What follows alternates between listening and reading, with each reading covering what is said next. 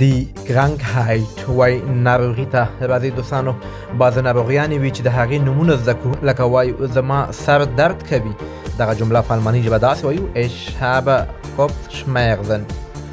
بل وایو زما ستونی خوږیږي. بیا دا جمله په الماني ژبه کې داسې وایو ich habe Halsschmerzen. او بله جمله وایو زه ټوخی لرم. ټوخي ته وایي هوستن، وایي ich habe Husten.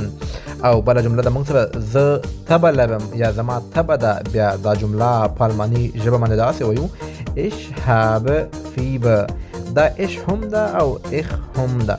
دوستانه خپله شمیغزن وایي درد ته، کوپس وایي سر ته، هلس وایي ستوني ته، او هوستن وایي ټوخي ته، فیبر وایي تبې ته. دغسې ښایسته لغتونه، جملې، اصطلاحات او نور په الماني ژبه کې معلومات زما د ټیک ټاک او یوټیوب څخه زده کولی شئ.